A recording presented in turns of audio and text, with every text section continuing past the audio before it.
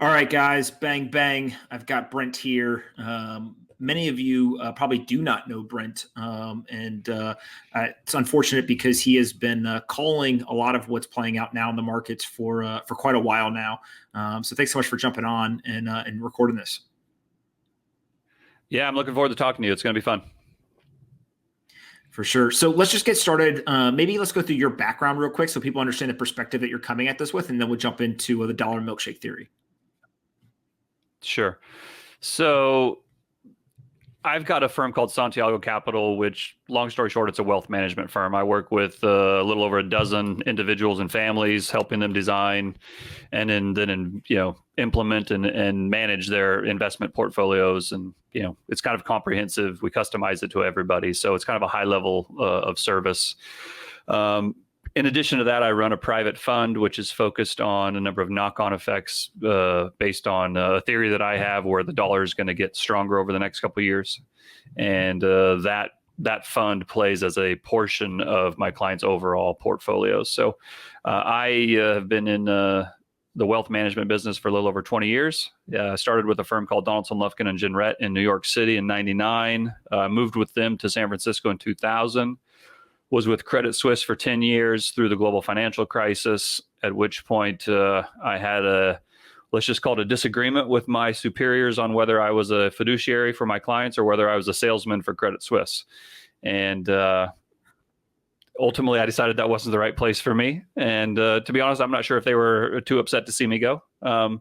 But I wanted to continue in the business, and I wanted to do it at an independent platform where I felt I could do the right thing for clients, and it wasn't so much commission based, and it wasn't a transaction based business, and it wasn't, or I could actually look out for the best of my clients as opposed to looking out for the best of my firm, so to speak, or at least align those, get those incentives aligned a little bit better.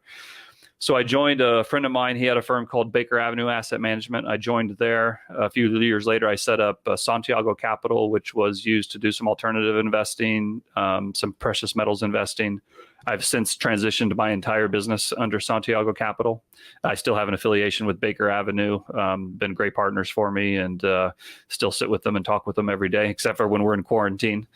But that's kind of my evolution in the business. I've really kind of focused on the big picture. I look at macro trends, try to figure out what's going to happen in, asset class to asset class and country to country. Currency to currency, as opposed to trying to, I don't get too involved in the balance sheets of individual companies that we invest in. I have some colleagues who do that. So I focus on the big picture and if I can get the big picture right, the little picture will hopefully take care of itself. Got it. And so where did the name Santiago Capital come from?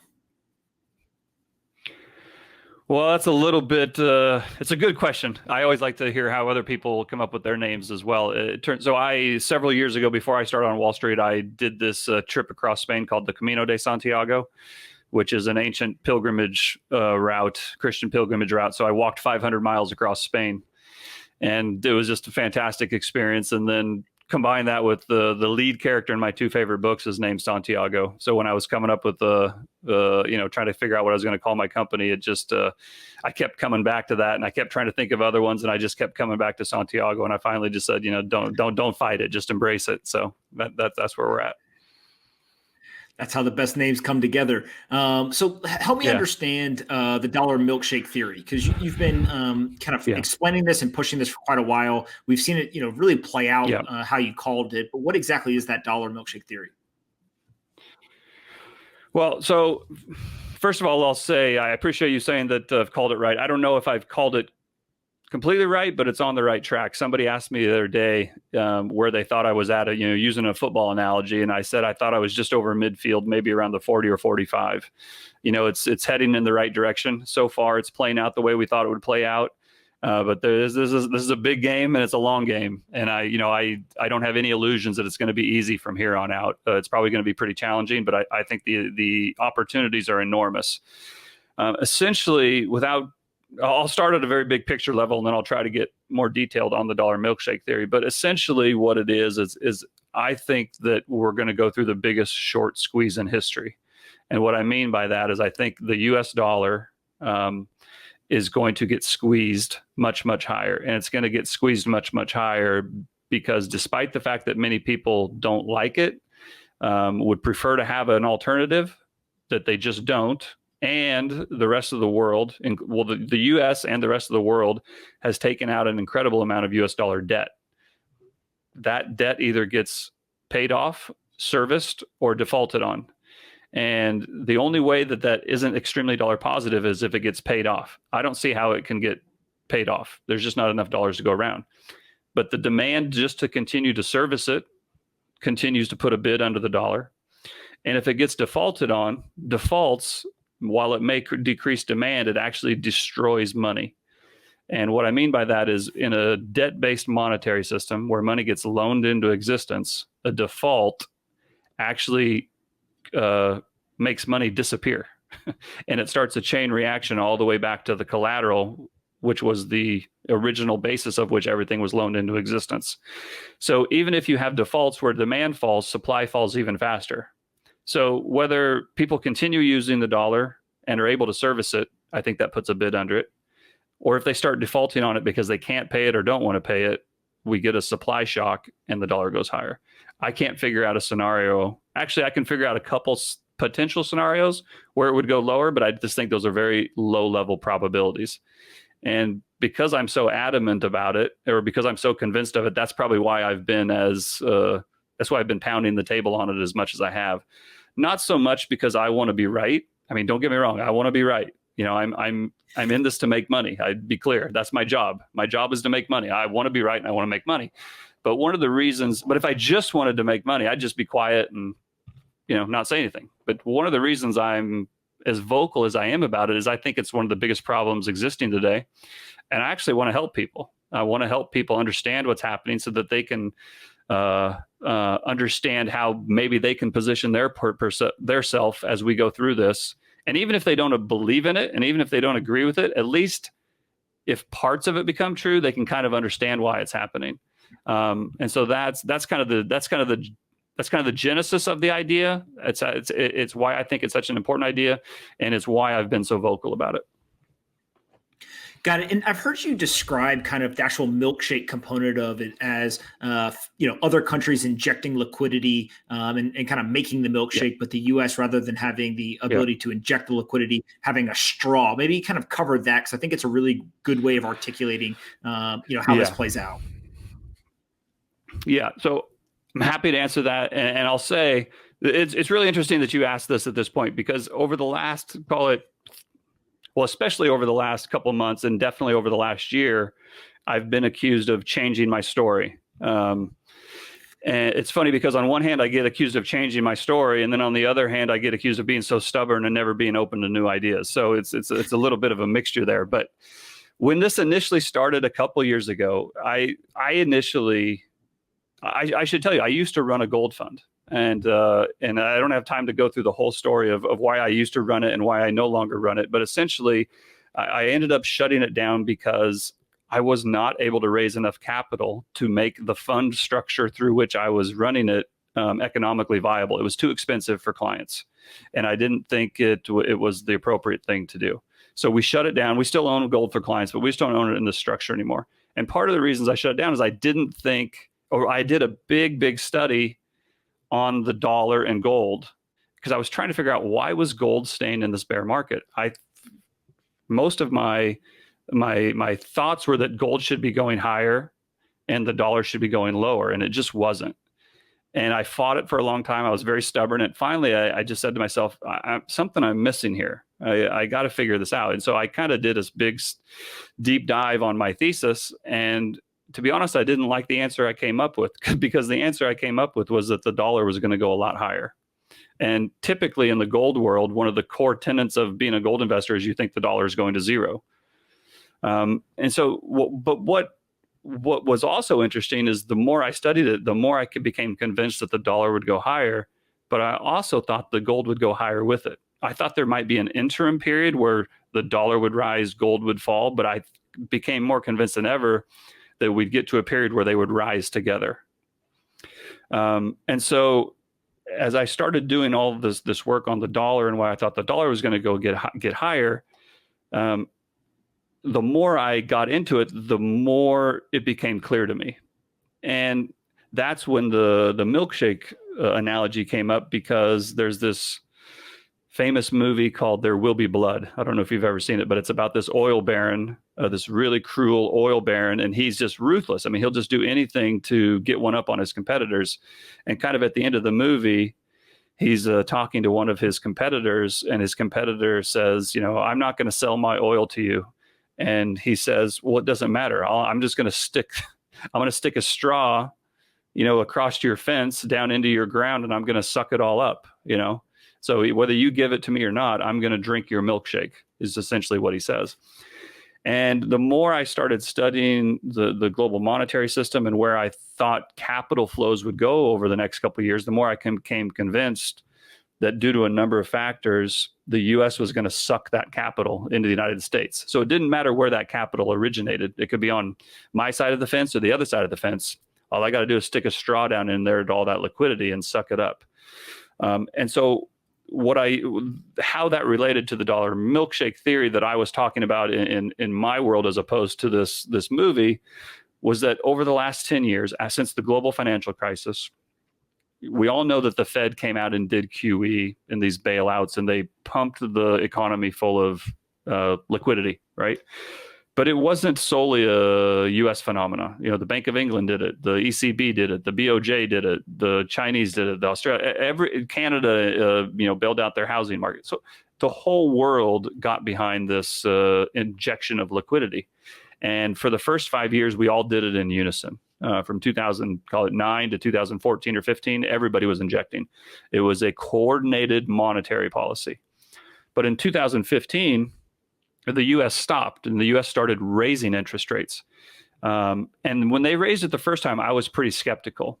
But when they raised it the first time and the market didn't crash, because a lot of people thought as soon as they raised interest rates, the market was going to crash. And I was probably initially maybe not completely on board with that, but I would not have been surprised if that happened. But when it didn't happen, that's when I really kind of started, when I said I did this kind of deep dive. And what I decided was that there actually was one scenario under which we could continue to raise rates, even though the rest of the world wasn't. And so I thought that over the next couple of years that we would get rate hikes. And so that's when I started talking about, as we take our syringe away and we no longer inject liquidity, we stick a straw down in there, and as we raise interest rates, that pulls capital into the United States. Now, that was the analogy I used most because that was the predominant reason that I thought capital would flow into the U.S. was interest rates. But that's not the only reason. There's many reasons that I thought capital would flow into the United States. One was, Trump was a big part of this. Trump did a lot of deregulation, made it more attractive for capital to come in. He did a number of tax deals, which made it an attractive place for capital.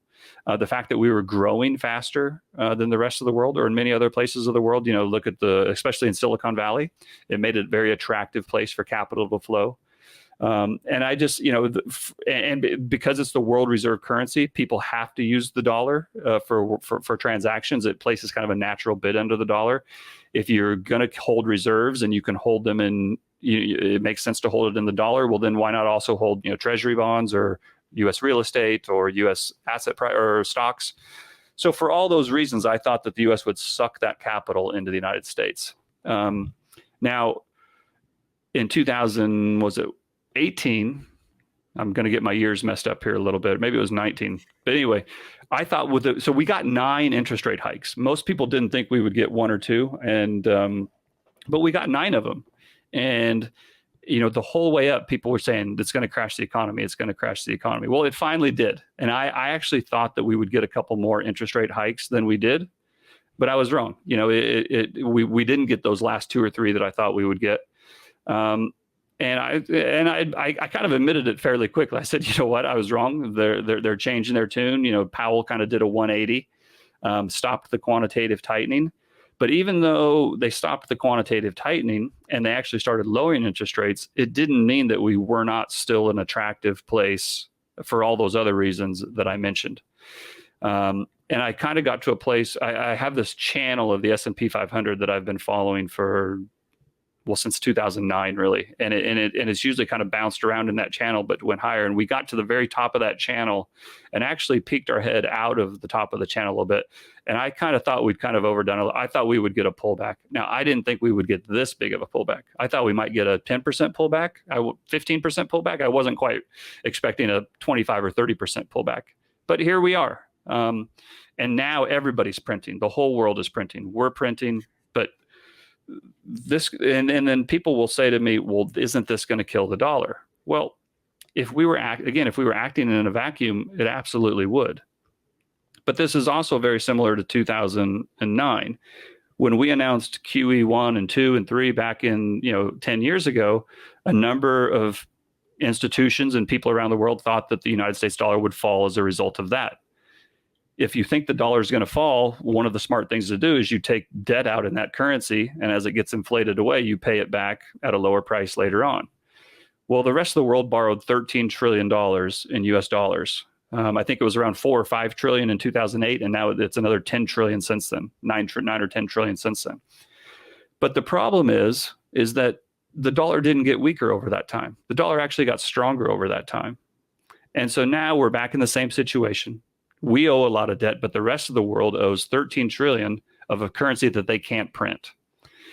And we're in a situation where asset prices are falling. And it's when we talked about asset prices falling, it makes money disappear, because when money's loaned into existence and you have defaults, money gets destroyed. So now you still have this high level of debts that need to be paid off, but the supply of dollars is shrinking. It's deflation, right? And so we're going through a massive deleveraging event right now. And so now all the central banks of the world again are coming out and printing like crazy. And listen, the Fed is printing like a madman. I'm not denying it. But the ECB is too. The Bank of Canada is too. China is too. Australia is too. Brazil is too. Everybody. So now we're back to this coordinated effect again, right? Everybody's providing liquidity. I just happen to believe that it doesn't really matter where that liquidity gets injected. Whoever has the straw gets to suck up that liquidity.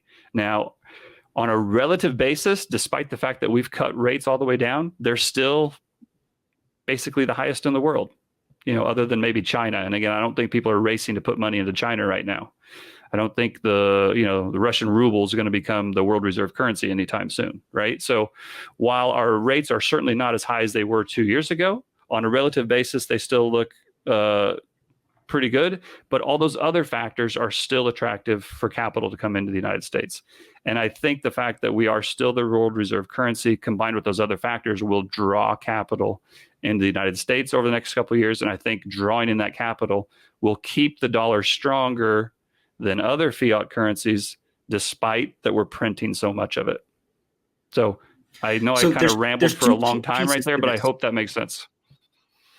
Yeah, there's two key pieces that I really want to kind of touch on. The first is this idea that it's all a relative argument, right? So even if rates go down, if they're still the highest rates, you still get the straw. Same thing goes on the printing side. Even if you're printing money, if you're kind of in a more advantageous position than everyone else, you still get the straw, right? And so there's kind of almost like there's one straw. Everyone else has to inject liquidity, and then whoever has that straw gets all of the flows. And so your argument basically is on a relative basis, the U.S. still has that straw. But then the second piece of this, which I think is really interesting, and I don't think I understood this before you just mentioned it, is it's not binary. The U.S. can have the straw and still be injecting liquidity at the same time. Right, we can be putting liquidity into the system by printing money, et cetera, but we can also be sucking the liquidity from everywhere else into the dollar, and that appears what's happening right now. Correct? That's my argument, and I think that's what will happen over the next 2 or 3 years. We're going to mix our own milkshake, but we're also going to drink everybody else's. Okay, and so help me understand, what is the impact kind of forward looking here if that theory holds true? And so far, it seems to be that's what's happening in this liquidity crisis and the dollar strengthening, et cetera. What's the impact on equities and commodities and then even other foreign currencies? Do we just see everything continue to bleed out and the dollar strengthen against it, or does something else happen? Well, Let me qualify this by saying that this is not going to happen in a straight line. This is, nothing happens in a straight line. There's going to be fits and starts, and there's going to be ups, and there's going to be pullbacks. But in general, over the next couple of years, what I think will happen is I don't know if we found the bottom in equities yet or not. I own equities. I'm long equities. I think 2 or 3 years from now, equities will be much higher than they are right now. Not because things are good in the world and not because things are good in the US, but because they're bad. And we will be a recipient of flows as a relative, not an absolute, but as a relative safe haven. So I think 2 or 3 years from now, due to all the money printing and due to the effects of that and the effects of sucking in the money printing from around the world, will push U.S. asset prices higher. I think it will push U.S. stocks higher. I think it will allow us to fund our budget deficit, even though, I think the rest of the world is going to have budget deficits as well. But I think we will be able to fund our budget deficit easier than the rest of the world will be able to fund theirs. Again, it doesn't mean that it's going to be perfect. It doesn't mean that it's going to be easy, but I think that will allow us to happen. And as that happens, I think that keeps a bid under the dollar. I think the dollar goes higher, and I think it continues to put incredible pressure on the rest of the world because they have this dollar debt that they have to service, and global commerce takes place in dollars. So I've used this example before, but if there's a Peruvian gold mine that's selling gold to China and it's financed by a bank in Japan, the invoices back and forth between the three are probably in dollars. That's just what or copper or whatever it is, when wheat gets sent to China. These all take place in dollars because that's the global reserve currency. So whether or not countries like the dollar, it doesn't really matter until there's a viable opportunity otherwise that can be used on a global scale. I think the dollar gets a bid. Now, it doesn't mean that things like Bitcoin won't go up. It doesn't mean that gold won't go higher. Maybe there's some other altcoins or stable coins, or maybe countries start to issue digital coins of their own that do well. But until something can replace the global reserve system or the global reserve currency system, and there's another country that can enforce its use, the dollar is still going to be the predominant currency. And so it becomes this big vicious circle, where as the dollar gets a bid and U.S. asset prices come up, I think we get those flows because we become more attractive. That flow of liquidity, that means that the rest of the world is being denied liquidity. So they continue to have pressure on them. But it could also be that we start to, because now we've got supply shortages, whether it's food or mines shut down and minerals and steel and other commodities aren't as in abundance, but the U.S. still needs them. Maybe there are some inflationary effects. But that's not necessarily good for emerging markets either, because now maybe their input costs are going up, or they're, typically in emerging markets or less developed economies, food is more expensive, more or a bigger percent of their overall budget. And as food prices start to rise, their cost of living goes up, but they're in a depressed economy. So their revenues, so they're getting squeezed from both sides. And as they get squeezed, I think that liquidity gets squeezed out of those countries and it flows back to, and again, it creates this vicious cycle. And it ends really badly for everybody, including the United States. But I think before that happens, we get this big short squeeze in the dollar. And I was talking to somebody else and I said, anybody who's ever seen a short squeeze will never, or been involved in a short squeeze, will never forget it, because you just cannot believe how high the price of that thing goes. It's just amazing. And then you never forget the other side of it, because it just crashes afterwards as well. Like short squeezes don't go from, like Tesla, it went from 400 to 1,000 and now it's back at 400. It doesn't go from 400 to 4,000 and stay at 4,000. That never happens. You get the big ramp up, and then you get the crash. And I kind of think that same thing will happen with the dollar. I think we're going to get this big short squeeze on the dollar over the next couple of years. It's going to go higher than anybody believes possible. It's going to create chaos everywhere. Eventually, the world will come together. They will do something. I don't know if they have another Plaza Accord, or it's written down, or it's devalued, or the world says gold's now at $7,000 because of all the chaos that it's caused. And I don't know how they're going to do it, but eventually this will all reverse, and then the dollar will have a big slide. The U.S. will lose all the capital flows. The rest of the world will start to receive the capital flows, and they will inflate while we deflate. So I kind of see it like a teeter-totter. I think over the next couple of years we'll be going down we'll be going up while they're going down, and then it'll all flip and it'll go back the other way. And that's a very simplistic way of saying it, but that's kind of how I see it playing out. Got it. So that makes a lot of sense. Now, one of the things that it makes me immediately think of, so right now what we're seeing in this liquidity crisis is everyone is selling any asset they possibly can into a liquid market to get dollars, right? We're seeing the dollar strengthen. Right. You're seeing equities, commodities, Bitcoin, everything's going down. There is a number of people who would argue, and I'm actually probably one of them, that would say in order for those asset prices to stabilize and eventually recover, you need to have some weakening of the dollar at some point. You've got a pretty interesting theory around the dollar itself can strengthen, and so could the asset price of, say, gold or other assets at the same time. Maybe help me unpack kind of the nuance there between what is more theoretical, I think, and weakening the dollar, asset prices recovering, versus maybe they all could go up at the same time. Yeah, so there's a couple parts to this, and this is the part where I probably get challenged on the most. There's a lot of people who think the dollar is going to go lower. I think there's a lot more people that think it's going to go lower than higher, but you could argue that there's a lot of people that think it's going to go higher. But most of the people that think the dollar is going to go higher also thinks it's going to lead to just a depression in the United States as well.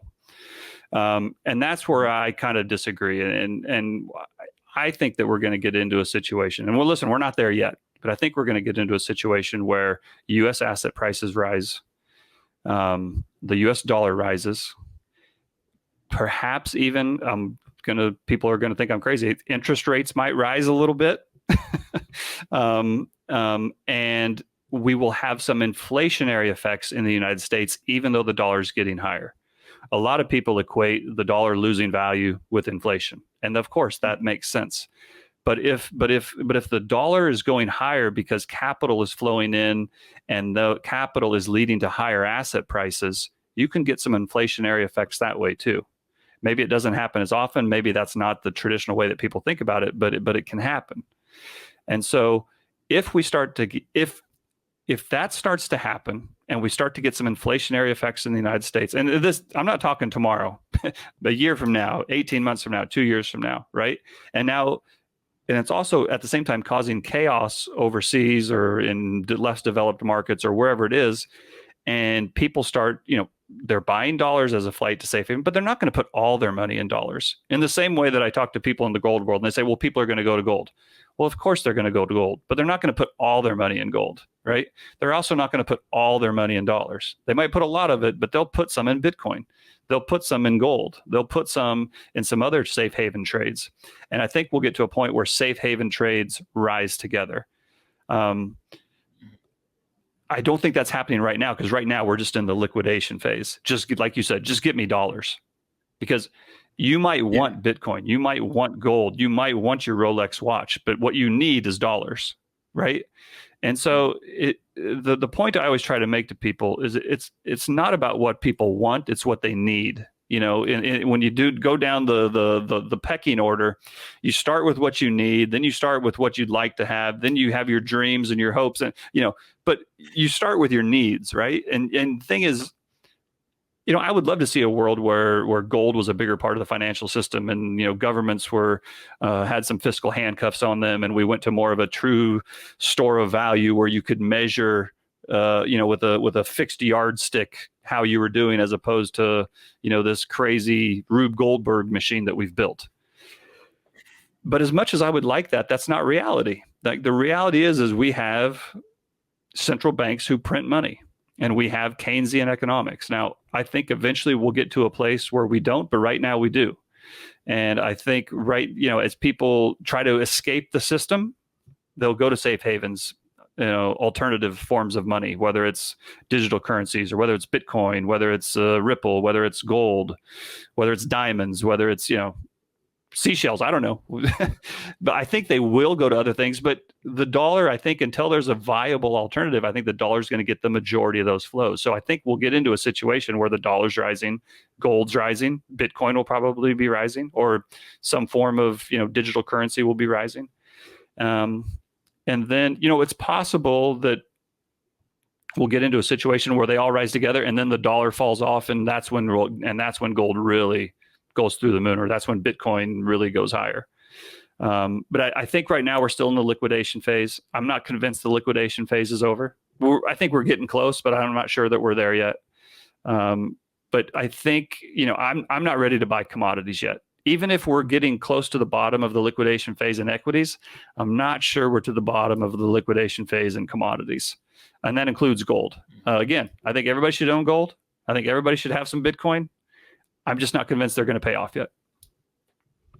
Yeah, it's really interesting to hear kind of this idea that a safe haven trade, kind of you almost build a basket and you've got Bitcoin, you've got gold, and you also have dollars in there, right? And so when you look at it as these are all safe havens, that's kind of one way. Okay, you could see how they could rise together. The other thing that's really interesting is if you look at gold and Bitcoin and kind of these alternative currencies, if you will, the one thing if I'm in another country outside the United States where dollar is not the dominant currency, obviously, yes, I may want dollars, but dollars are actually hard to get at times and can be dangerous to get. And so one of the things that I've talked about a lot and thought through a lot is actually may be more accessible to get gold or to get Bitcoin or to get some sort of alternative currency that fits within that safe haven basket.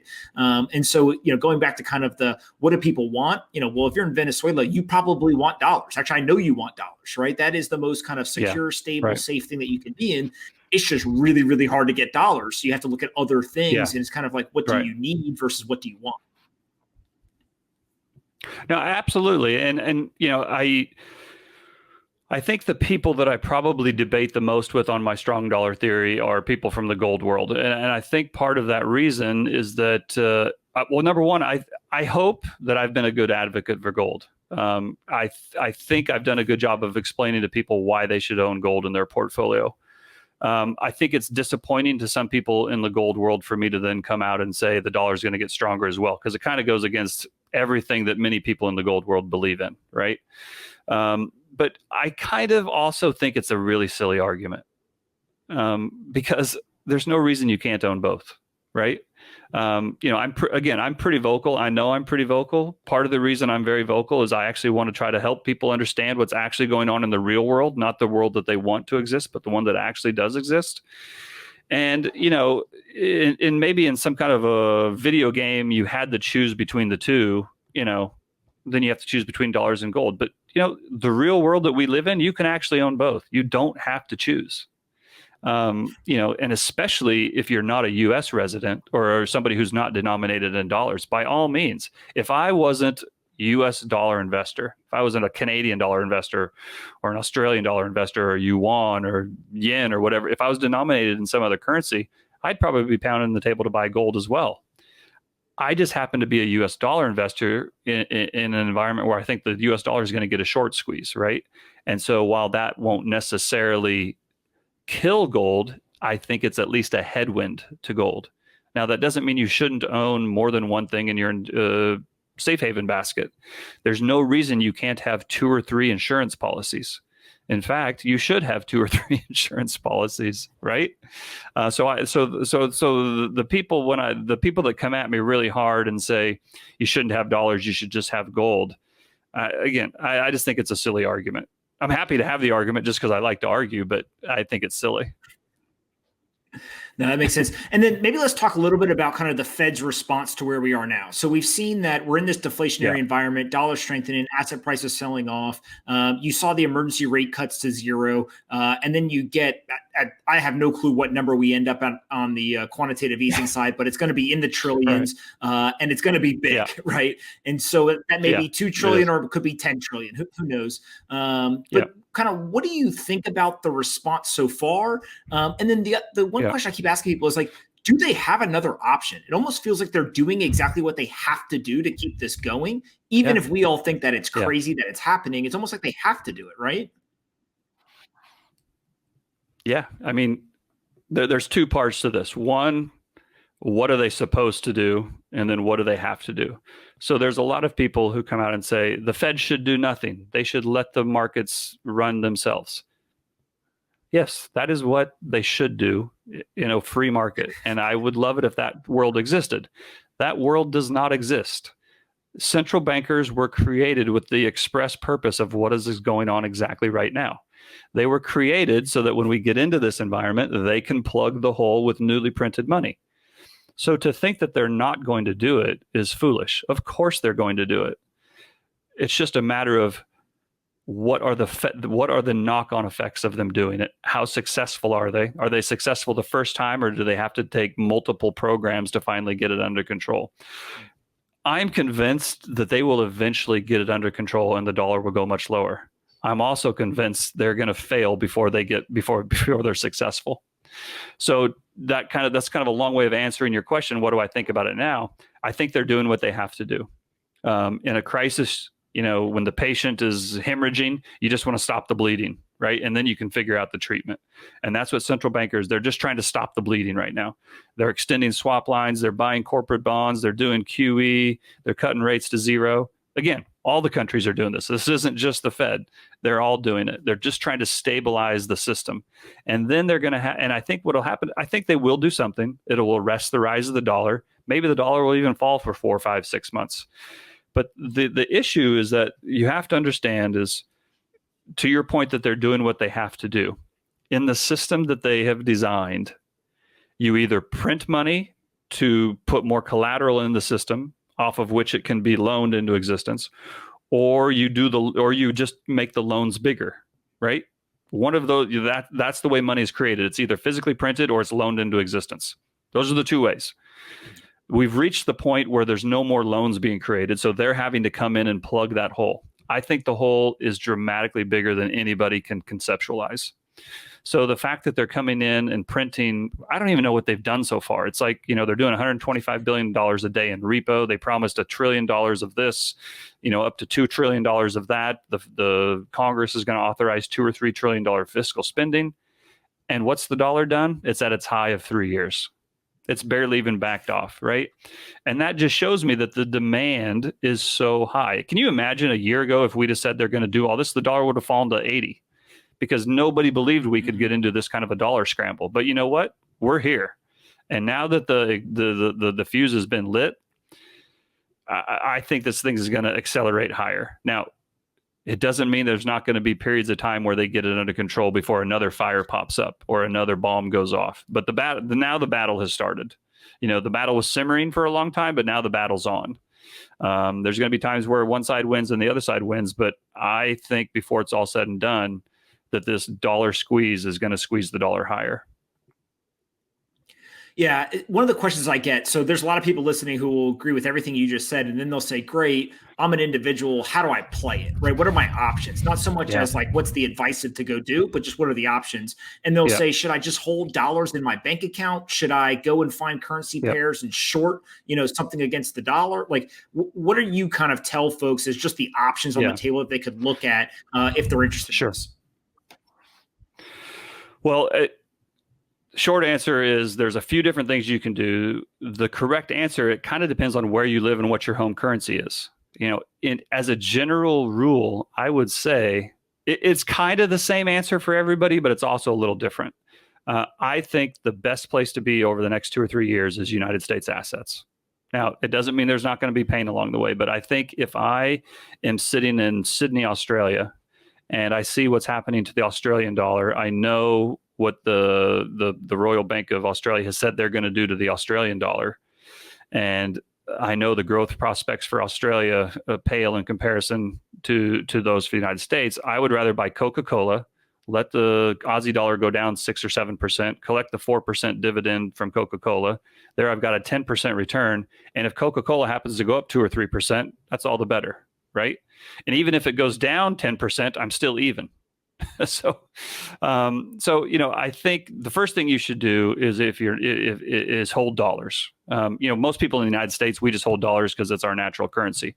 But I think if you're overseas and especially if you have a business that has liabilities in dollars, you should definitely hold dollars versus your local currency.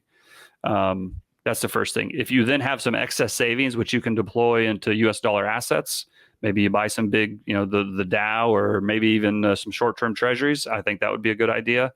I think you should buy some gold. I think you should have some Bitcoin. If you can, again, there's kind of a progression, right? If you have enough liquidity to do all this stuff, maybe you do all of it. But I think the first thing you do is, you own you have your cash or your savings in U.S. dollars.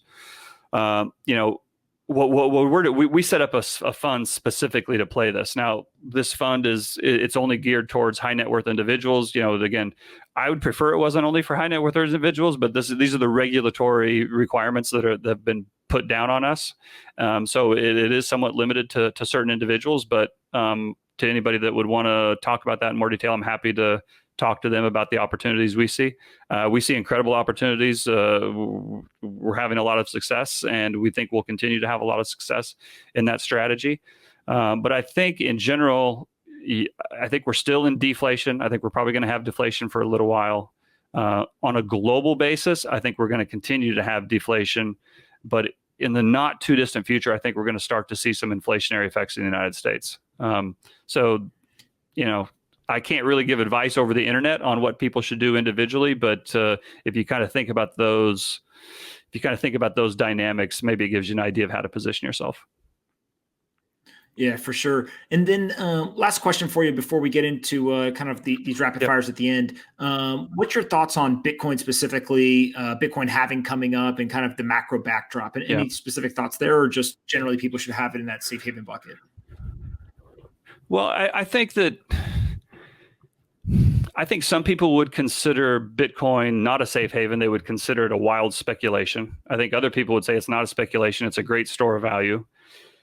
Regardless of whether it's a great store of value or pure speculation, typically in either of those aspects, the risk return is pretty high. In other words, the asymmetry of the trade is pretty good.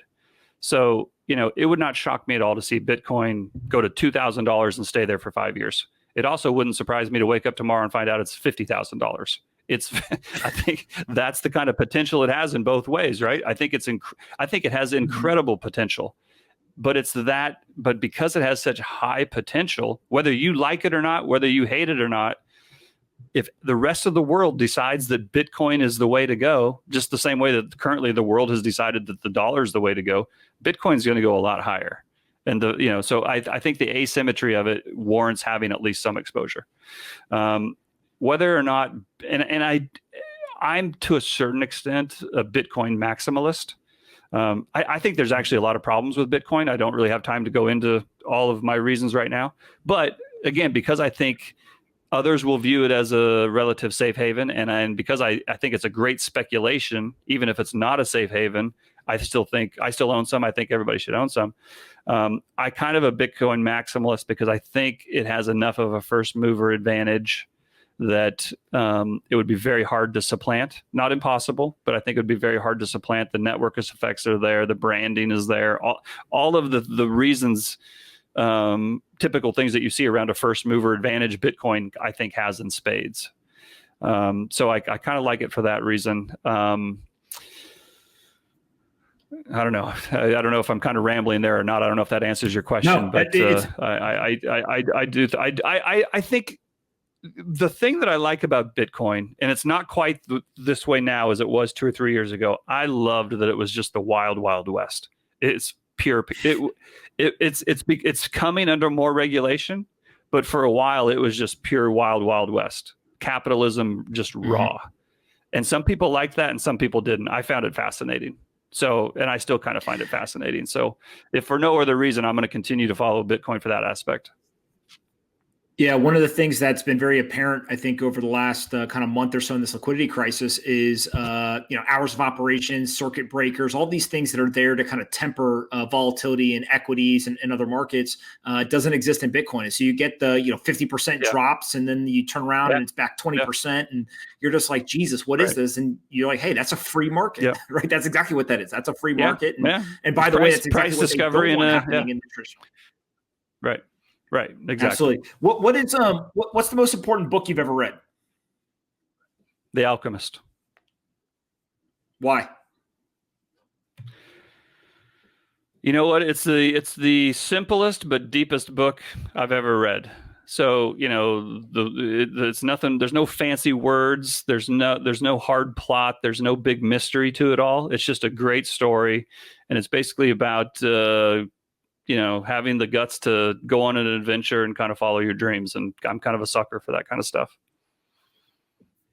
Super simple explanation, and I don't think you're wrong on that one. Before I let you ask me one question to finish up, I always ask everybody about aliens. Believer or non-believer? Oh, believer. What's the logic behind believing? Math. Look up there at all those stars. There's no way we're the only one. So I started asking the question because it's a great way to kind of think how people think. That's the height of arrogance. Yeah. Well, thinking that we're the only one it's the height of arrogance. Yeah, I tend to agree. What one question you have for me to finish this up? I want to know about you. Do you enjoy the battle, or do you just do it because you have to? Because I know you're a big believer in what you do, and you'll take on the little guys, you'll take on the big guys, and as an observer, I like it. I kind of feel like we're somewhat similar in that vein, but I'm just curious whether it's done out of necessity or enjoyment. Yeah, so it's a great question. I don't know if I have an exact answer, as much as there's an element of a lot of times I just get frustrated when people are blatantly saying things that are inaccurate, right? And just the need to want to correct them and say, hey, look, here's the truth.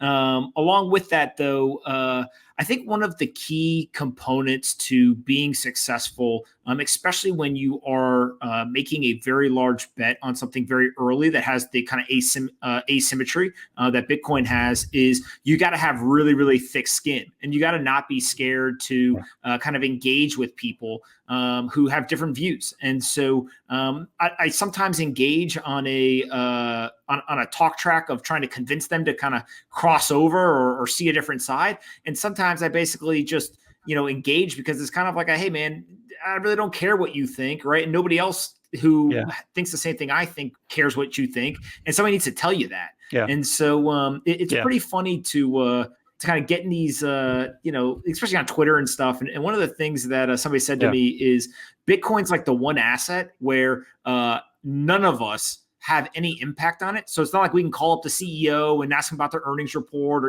we literally are just bystanders, but it continues to outperform most other assets over long periods of time. And I think that really, really irks, especially like the equity guys. And so it's always fun to kind of, give them a little bit of shit and say, hey, look, I could have just bought this asset and held it for 5 years and I would have beat your returns. And I didn't have to do anything. Yeah. Right. And obviously you can imagine how frustrating that is for them, but we'll see if that remains in the future, right? Doesn't mean that that's going to happen in the next 5 or 10 years either. Yeah. Good. Well, I appreciate the battle. I can tell you do too. Absolutely. Where can people find you online, on Twitter, and any websites or emails? Sure. Yeah, I have a website. It's really just my contact information, but you're welcome to, go there and email me. It's Brent@SantiagoCapital.com is my email. Santiago.capital.com website. My Twitter address is @SantiagoAUFund. You can typically find me there. I'm pretty active. And then I do a number of podcasts. I really appreciate you having me on. It's fun to talk to you, and happy to do it again. Absolutely. Well, I appreciate it very much, Brent. We'll get this out here quickly, and I think people are really going to enjoy this one. Okay. Awesome, man. Good to meet you.